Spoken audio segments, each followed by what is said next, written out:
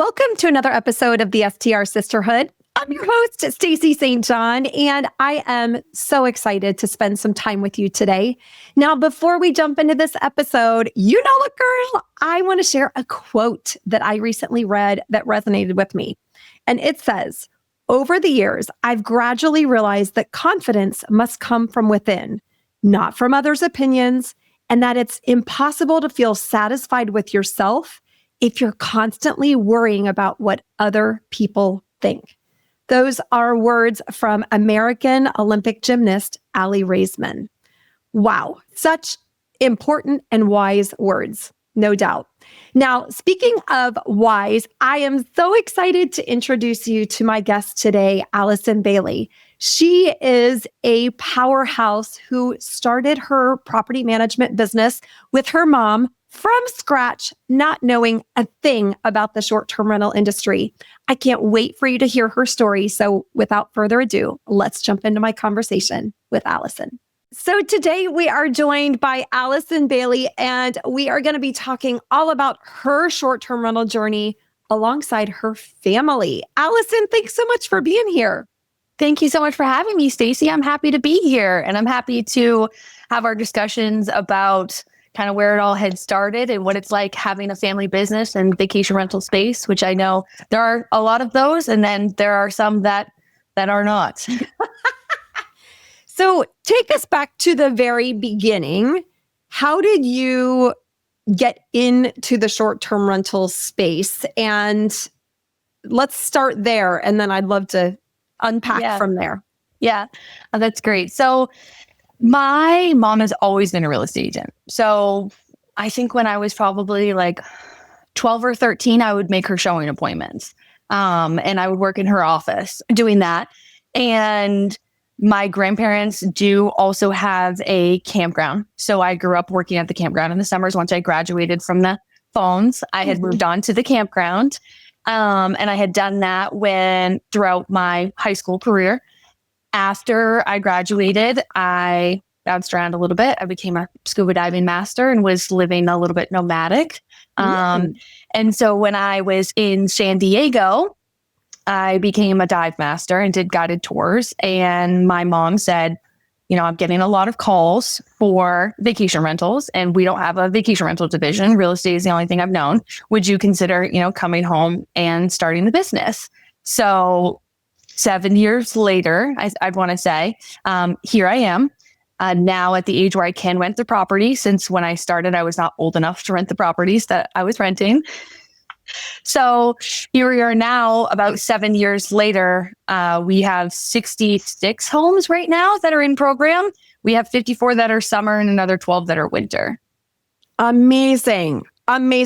So I want to talk about when you got that phone call from your mom. Obviously, you'd had experience working with family members in the past.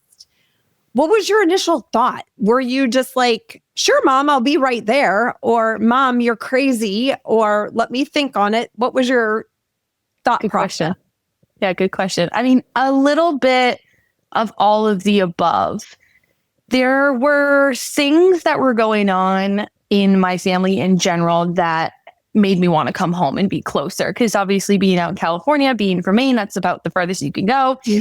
So there were things that had really wanted to kind of bring me home a little bit more. And so it felt like the right calling to be stopping the nomadic life a little bit more and picking up more of the adult responsibility.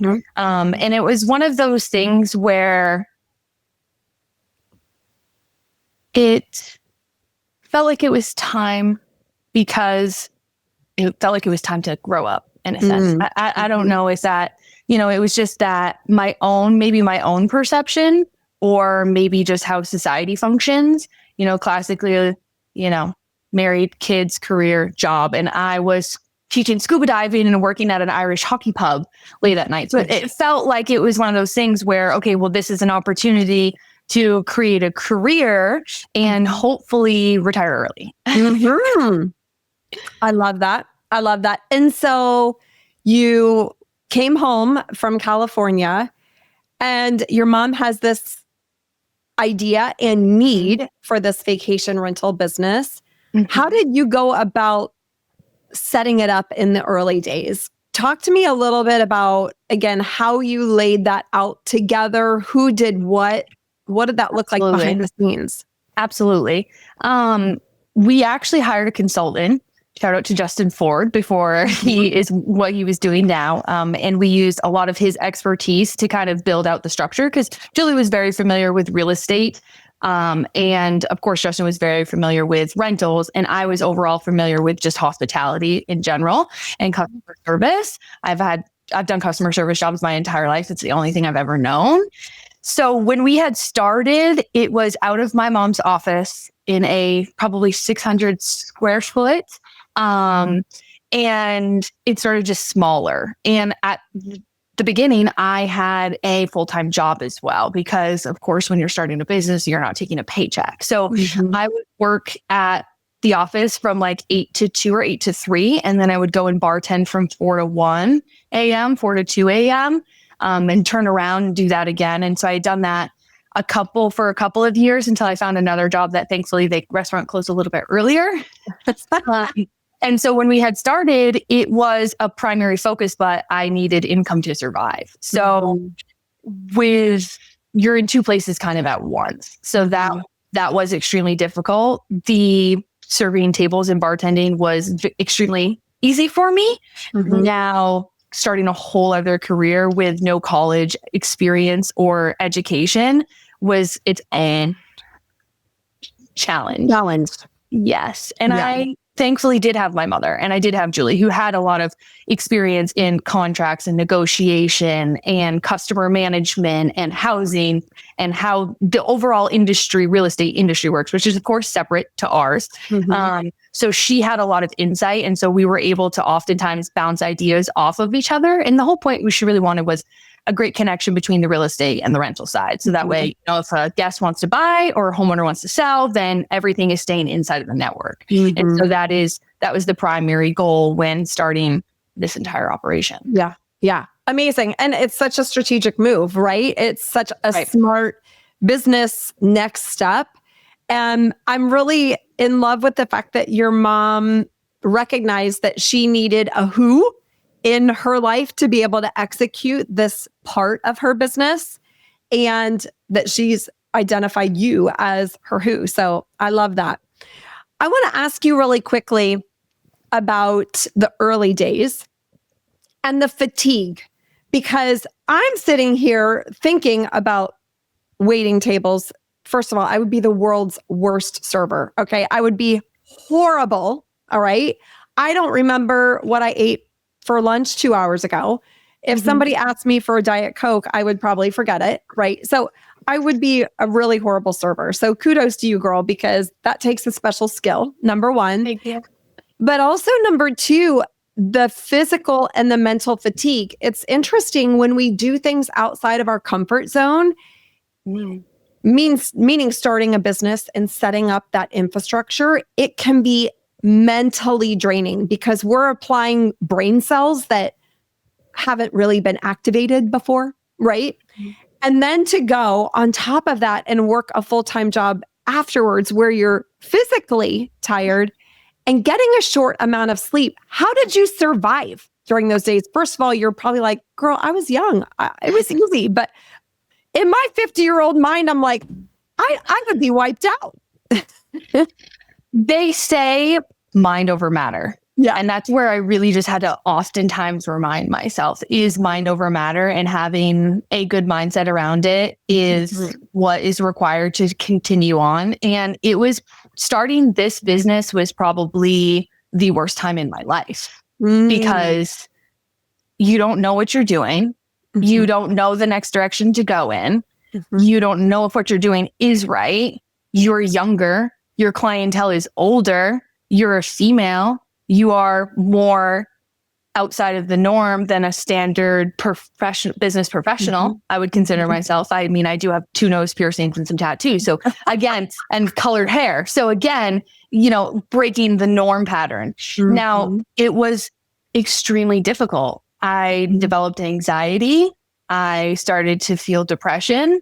I didn't know how to professionally communicate my needs as well, right? Because it's easy to just flip at a hat, and it's easy to just, break open and let it all out and be that. And I also had to learn how to become a boss. And so not only are you starting a new industry, starting a new career, you also own the company. So now you have to learn how to become a manager. Now you need to learn your insurances, your taxes, your liabilities, and all of that material that goes in. And as everyone knows, it's one thing that continuously changes, and you have to continuously learn. And I'm glad I know that now, because at first it just felt like, mountain you just couldn't quite climb. Right. Absolutely.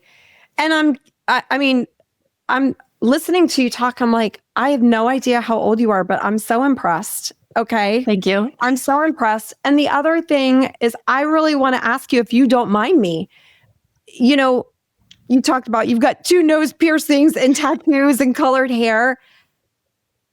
Oftentimes, as much as you or I don't want it to happen, people do judge a book by its cover. Can you help me understand, did you ever have situations, whether it's in the early days or now, where people have misjudged you because of the way you look? And how have you navigated that? Good one. I think it comes down to how humans operate. Humans find the negatives. They find the things to dwell on, the less fortunate than the fortunate pieces.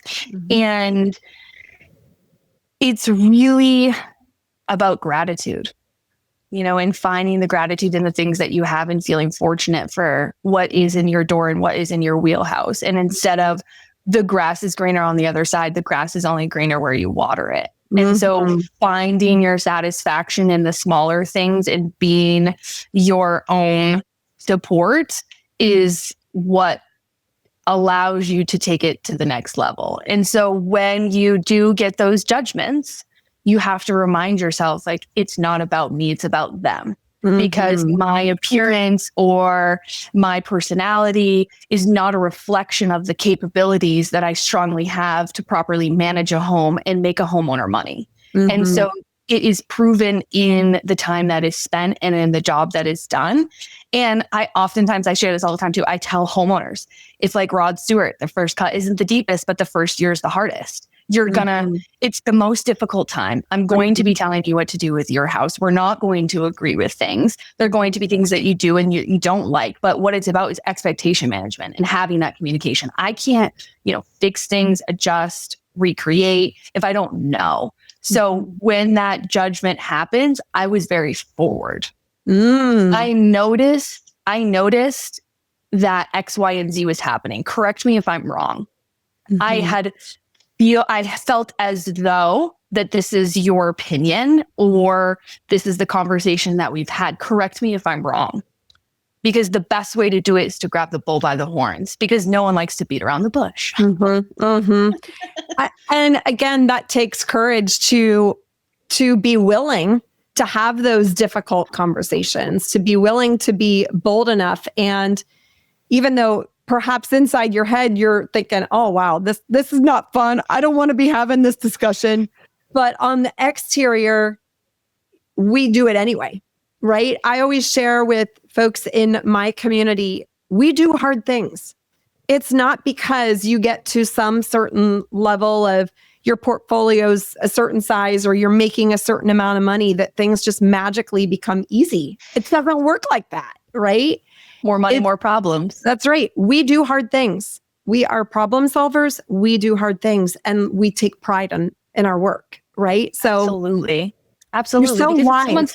It's someone's home, and that's where you also have to reiterate. So if we go back to like the outside character, right? And you see someone coming up with purple hair, like how are they going to know when my gutters need to be cleaned? Or how are they going to know where my electrical panels are, how she can find the water shut off? And it's about showing it when it gets there, when the time comes, and improving it, because it's always going to be doubt. Self-doubt, other doubt. And so it's just about making sure that you're knowing yourself and continuing forward, and also recognizing at the end of the day, never forget, everyone is human. So you're going to make mistakes. And if you don't let go of those and you like choose to harbor on it, like I did at the beginning, and take it personally and tell yourself that your worth of a human is tied directly to what someone had said to you, or the impact that missing a clean toilet on their vacation had, because you're just worthless. And obviously you didn't notice that because you're not good enough at this job. And, you know, all those things that you have to be like, wait, Right.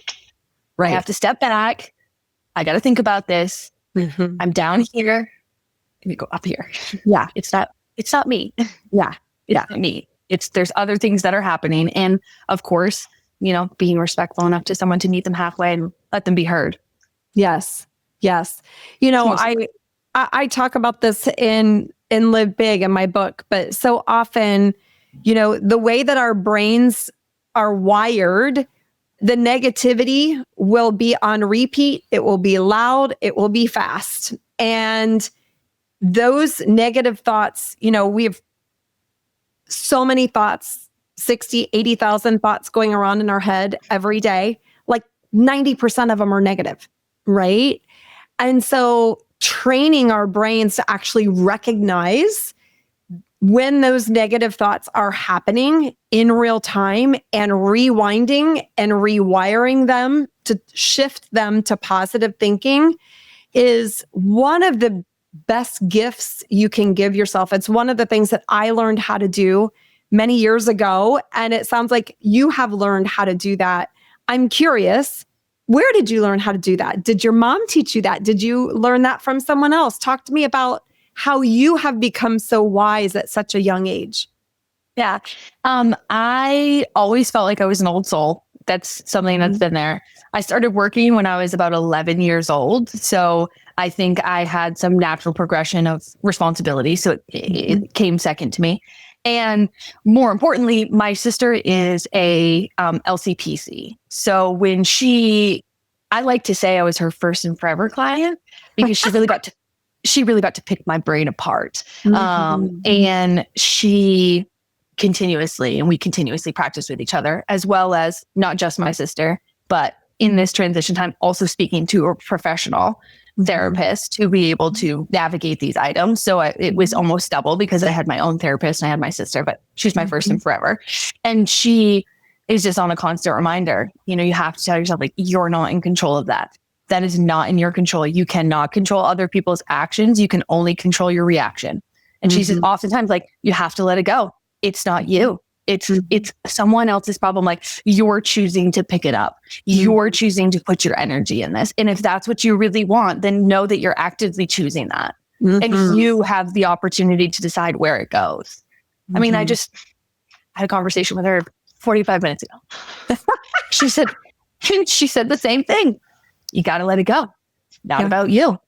It's not about you. It's about other people. And until those people are able to come to their terms on their side, there's nothing that you can do. You got to continue on. You cannot fix other people's problems. Right. Right. It's so true. I want to ask you this. You've talked about learning to be a good boss. What does a good boss feel and sound like to you? Who is a good boss to you? The $1 million question. A good boss to me is someone that you can rely on, and someone that you know the door is always open, and that when and if the time comes, that the opportunity for animosity is always there. Like, I just want to be that person. I remember my old boss at one of the restaurants I worked at, when, you know, there was someone like in the kitchen and they had like quit or not shown up like 3 or 4 times, and they come back, and I said, Kate, like, why do you keep having them come back? And she said, what's the point of burning a bridge? She said, what's the point of burning a bridge? Like, people have things in their lives, and you don't know what can happen or change in their life to make them a better person. We all change, but everyone deserves a second chance. So in the sense of being a good boss, I oftentimes think as well, you know, being able to know that the door is always open for people if they want the door open, and someone who's considerate and thinks about other people. And I hope that I'm that person. Well, I'm confident you are. I'm confident you are. Talk to me about your team today. What does your team look like? I don't mean Yes. physically, but the infrastructure of your, Yeah. I mean, you could tell me, well, we've got one person that's 5'5", 140 pounds. I mean, Absolutely. So I could go into detail for all those items as well. I'd probably have it on a sticky note somewhere or on the welcome packet for the employees. So my team right now, we are pretty seasonal, so we're winding down right now. My team is the most incredible. I mean, I wouldn't be in the position that I am without having the team, of course. And we are women-owned, women-operated, women maintenance. So there are 9 of us, and we are all female as well. It ranges from 18 up to 72. So we have ranges from top to bottom. And I do still struggle with the multiple hats. That is something that I think everyone will hopefully if someone figures it out, let me know. But I do think it's, as a small business, one thing that you do always have to deal with. But we are a very close team. I would say we're an extremely close team. I've got everyone who was here this year had been returning at least for their second year. I've got some people on their 4th year or 5th year as well. And so we are extremely close. And I think that's what is so fantastic, but can be a double-edged sword at the same time, right? And that's just because and I know a lot of the people that work for me as well and have personal relationships or have known them before this company has started. So I'm really trying to teach myself for boss Allison and friend Allison. That's something that, I'm really working on. But my team right now, they're just so great. There's nothing that they wouldn't do. They're so talented. They're so intelligent. We have our system set in place to ensure that our templates are pre-saved. So everyone has the resources available to be able to fix the items that they need. We have great communication in the office as well as for field items. And we have some that are full-time and some that are part-time. I do consider myself extremely flexible with the schedule. So as being a small business, there's not a lot of things that we can directly offer, such as insurances and 401ks. They are something that I'm working on right now to enhance that. But my flexibility of schedule is very important for me. So everyone does get an extremely flexible schedule here. And we do lunches a couple of times a week. We actually just had our staff party on Monday. There was about 64, 65 people there. And that was for housekeepers as well as in-office personnel and friends and family. Love that. Love that. I was going to ask you about that close-knit feeling with your team members.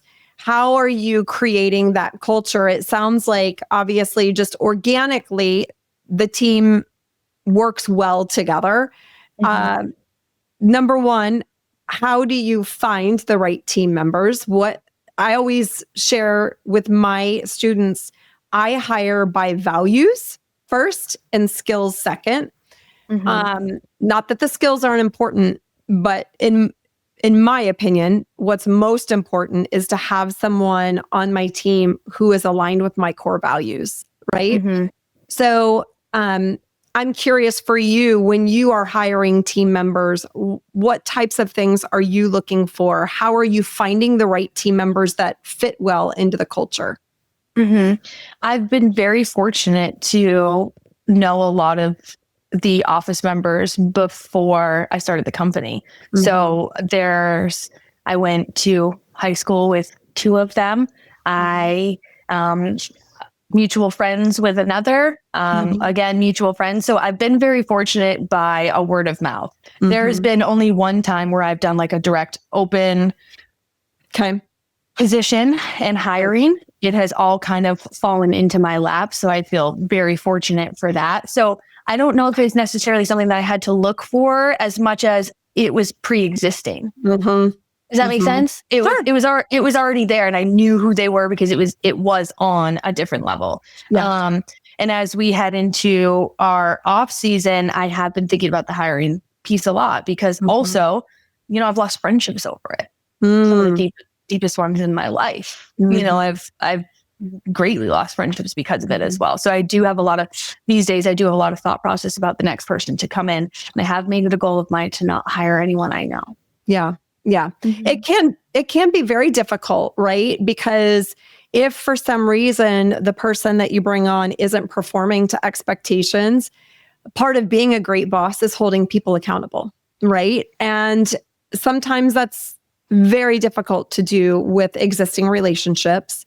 And sometimes the receiving party isn't as receptive, right? Mm-hmm. Mm-hmm. And it's all about personal navigation, because like every person that you talk to, and especially like if you know all these people, every person that you talk to, you have a different relationship with. They learn a different way. They speak a different way. They interpret a different way. And then you're using it across the platform, across the entire board. Right. So it's great to have those relationships, but I think it does add an added layer, into it, with the family piece, with the personal piece. For me, I live, breathe, sleep, eat it. I always say too, I'm not having a baby or children anytime soon, because I have a baby and it's called Bailey Vacation Rentals, and I have to change its diaper, and I have to burp it, and I have to rock it, and I have to take it for walks, and I have to change, do the laundry.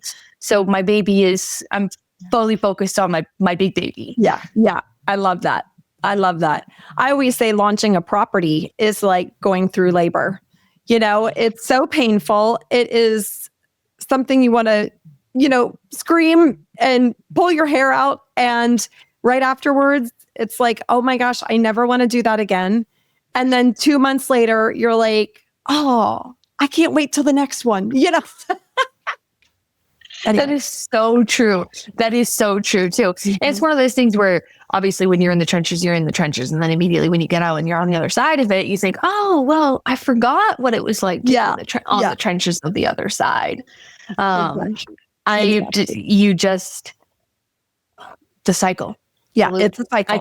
And I'm thinking right now, and it's funny you say that too, and I'm just thinking that right now because my sister just had her second baby. So that's what has me like in my brain as well. And hers happened quick. She said the same thing too. Like no more. And there you go. You got that second one.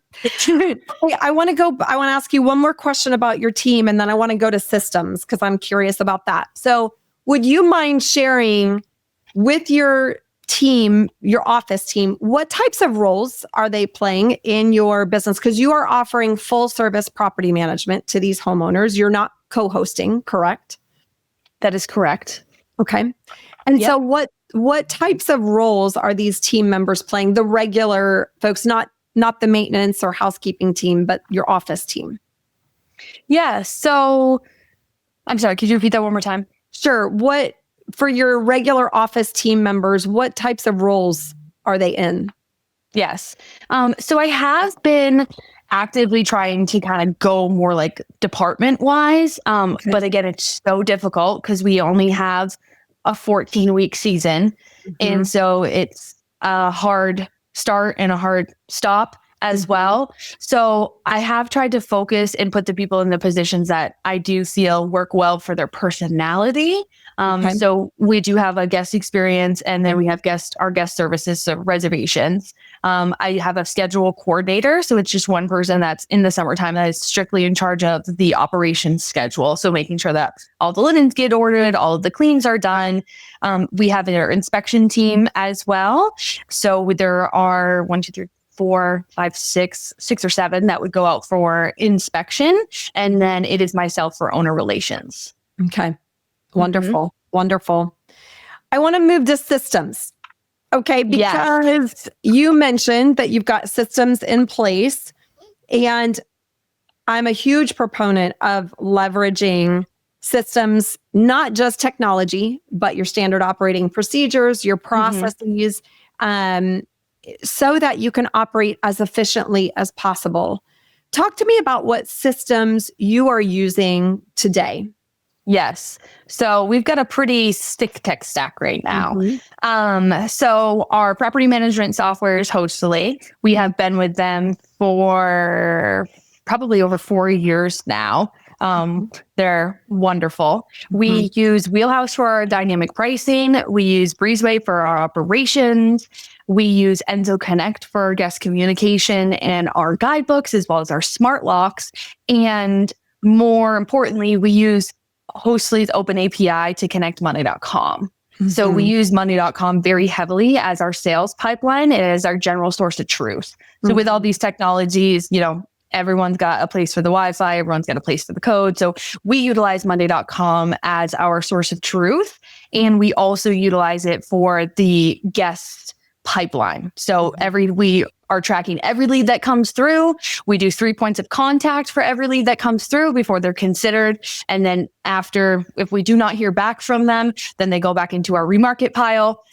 It's also set up as well to save all of our contacts into Google Voice because we use Google Voice. So based on the automation, it will save all of our contacts. It enters them into a back CSV for our email marketing. So it can pull directly from the email marketing.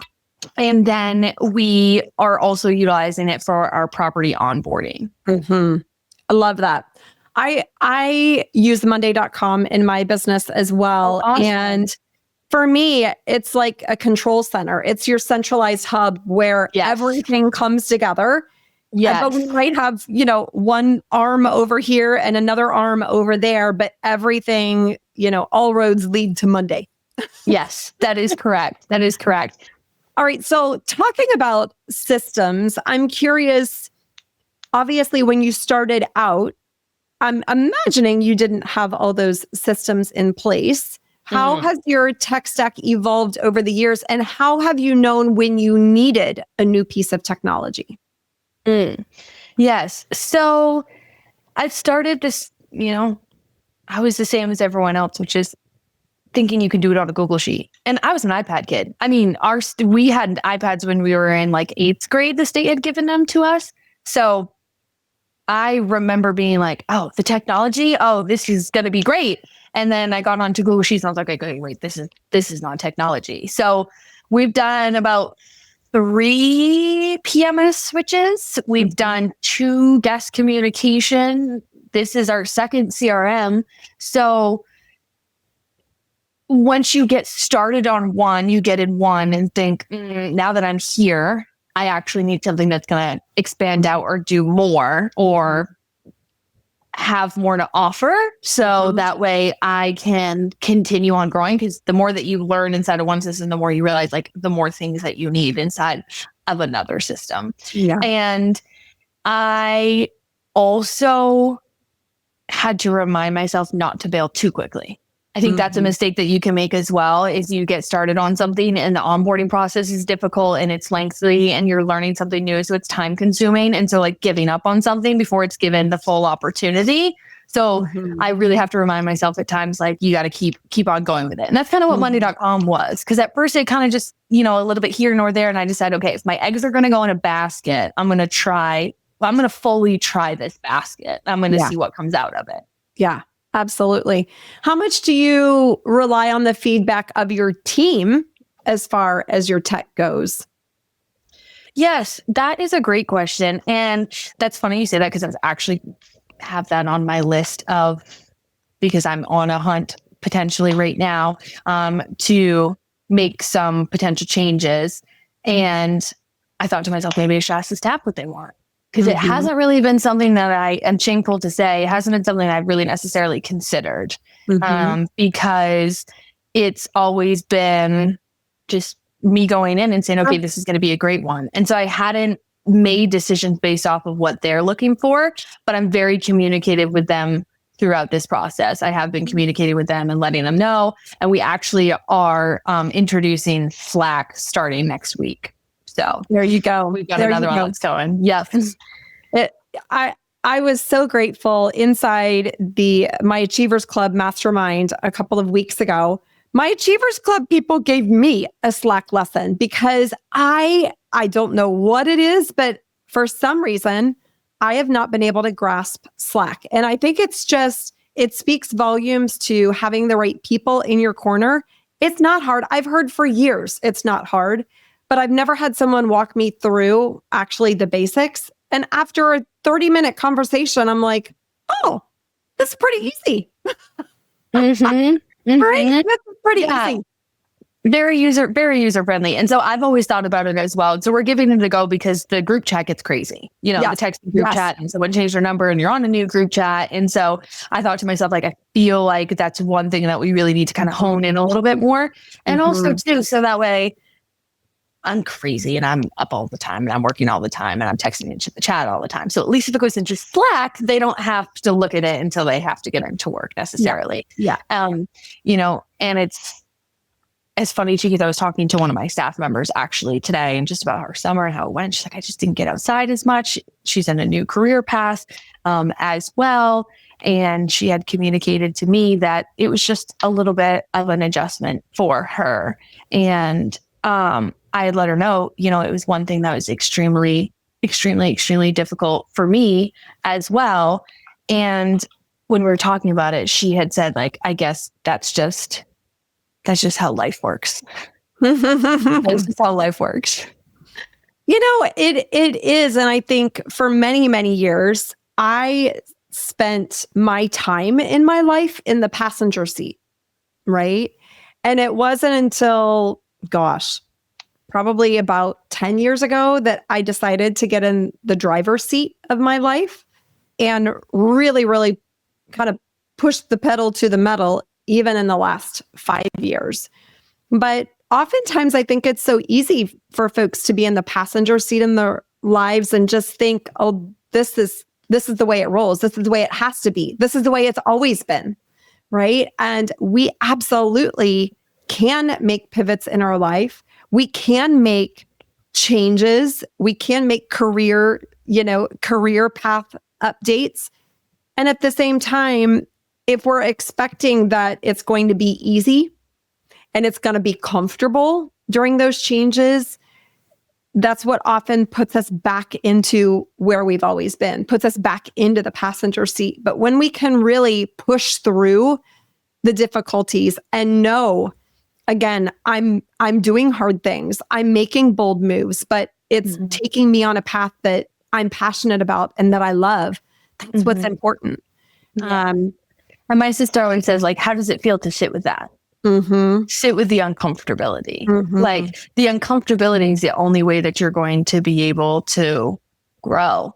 And that comes with time and age and life experiences and where things are at and economy and everything else as well. I love that. So good. So I'm curious, Allison, what's next for you?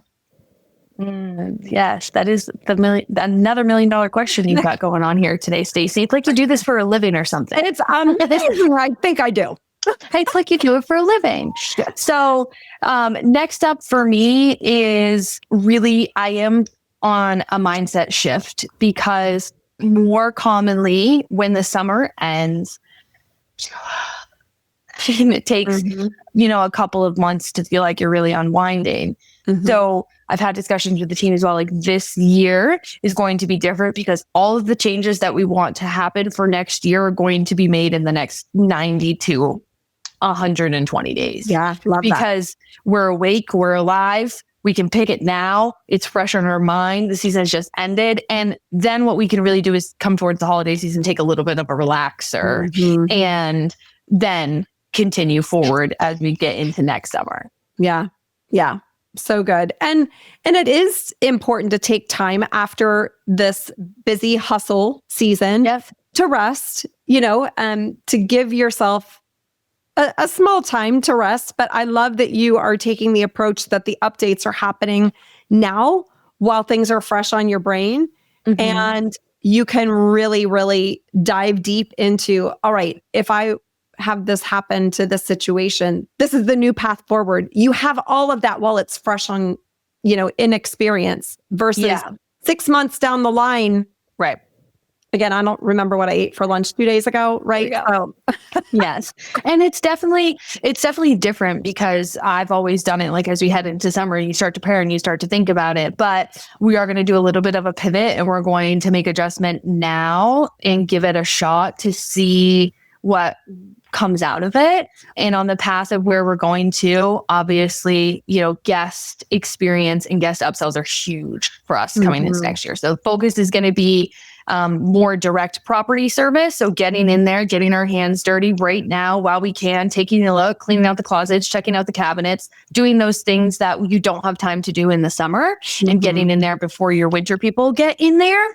And then next year is really honing on the guest experience. And a long-term goal is moving to a concierge position. Love that. Love it, love Yeah. it, love it. Yes. Okay, girl, I want to move to the lightning round. Okay. So Okay. I'm going to ask you to answer with the very first thing that comes to mind. Okay. And they're pretty easy. First question is, where is your favorite place to vacation?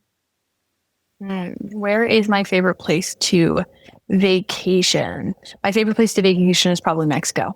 Me too. Mhm. I love me some Cancun. How about you? Yes, I do like Cancun. I'm partial to Cozumel because that's where I have done my scuba diving. So Mexico almost feels like a second home for me. So I feel like my vacation spot would be Mexico. So I've only ever visited Cozumel on excursions, but my last trip to Cancun, we did a day in Cozumel and we went to El Cielo. Have you ever been? No, I'm not familiar. Girl, you gotta go. Next time you go, it is so amazing. You swim with stingrays. They're everywhere in the water. And I was like a kid in a candy store. I had my snorkel goggles on. You go under the water. And I mean, there's just stingrays just swimming right by you, brushing up against your leg. They're Amazing. massive. Anyway. Amazing. Yeah. The aquatic life in Cozumel and right around there is obviously beautiful. So good. All right. What's one place you've never been that you want to visit? One place I've never been that I want to visit would be Thailand or Greece. Okay, if you had to pick which one first, what would you say? Probably Greece. Yeah. I would say Greece. I just went to Greece. It's pretty amazing. Pretty amazing. Yeah. Was it very Mamma Mia? I've never seen that movie. Really? Yes, I know. That's okay. You can add it to the my long girlfriend's list. like, hey, what? But I tell you what, I fell in love with Greek salad. Now, I know people, you're not listening to this podcast to hear about stingrays or Greek salad, but I have to tell you, the Greek salad in Greece is so different than here in the US. Okay. So there's no lettuce. Yeah. Like you get a Greek salad here and it's lettuce and it's full of like this heavy dressing, this heavy spice dressing. Oh my gosh. It's just cucumber, tomato, feta, olive oil, salt, pepper, some pepper. It's so good. I have eaten Greek salad like 4 times a week since I've been home. Good. Yeah. As you rightfully should. And now know. you know the authentic. It's true. The It's true. authentic. Well, when you go to Greece, let me know. I might come along. Okay. I'm sure you could fit in my suitcase. All right. Next question. What's one thing you know now that you wished you knew when you were starting out in the world of vacation rentals? It's not life or death. Mm. It's not braided surgery. No one's going to die. Mm-hmm. Mm-hmm. You got to remember that because it's in those times of like sheer panic that you're sending yourself over for, a double booking or it not being clean and then showing it's wrong. You just have to remember that, it's not, there are of course going to be times in the industry where there are life-threatening things. However, you got to remind yourself, like, it is not life or death. Mm-hmm. It's not So life or good. death.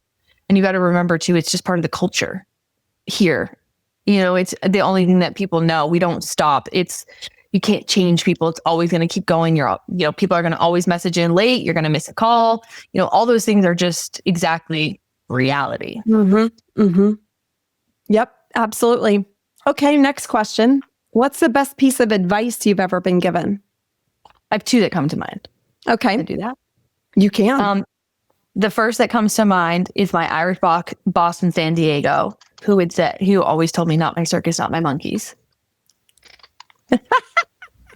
And that's one thing I often use. Not my circus, not my monkeys. Mm-hmm. And next would be my grandmother's motto, which is think good thoughts. Think good thoughts. I love that, Grandma. Yeah, she's amazing. She is just the matriarch. She is just the best person ever. So that's what comes to mind for me. And I've got that always to remind myself to think good thoughts, because your brain is obviously the master and it's what it controls, and your thoughts are everything, and affirmation is everything. So the more you can tell yourself your positive thoughts, the better it is.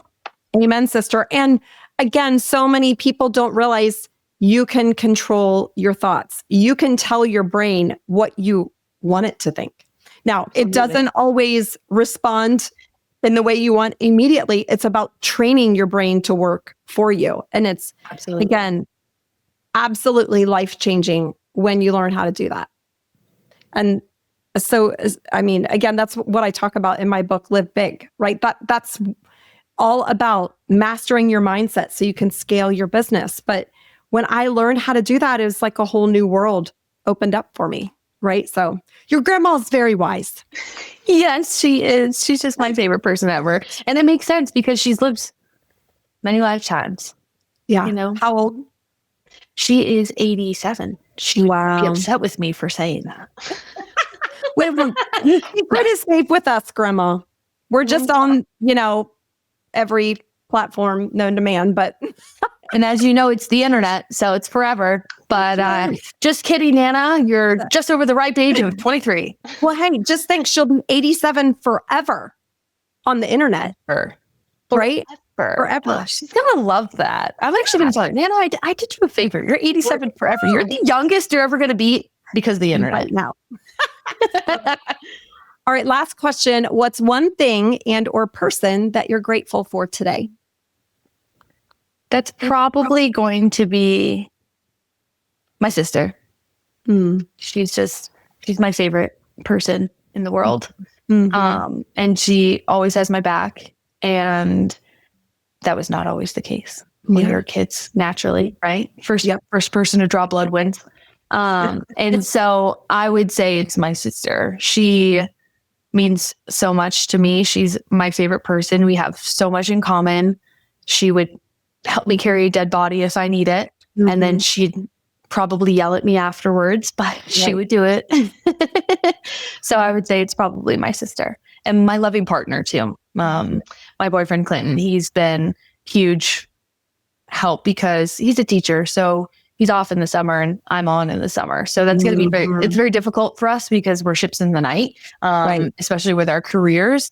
And he's a great support. He's always listening to me. He's always a lending ear. He's extremely intelligent and he's a math teacher. So he's a numbers guy. So it's helpful. We get to bounce things off each other's ideas as well. Sure. So good. Well, be sure to tell Clinton and your sister how grateful for them you are. So I will. Thank you, Stacey. You're welcome. Thanks so much for being with us. Yes, thank you for having me. This was a pleasure. It's the perfect way to get towards the end of my day. Yay! One last question. If someone wants to learn more about you, where is the best place for them to find you online? It's probably going to be LinkedIn. I would probably say LinkedIn. Yep. That's on my docket coming into the next year as well to get a little bit more social on the socials. On the socials. Yes. I love it. I love it. Awesome. Thanks again for being here.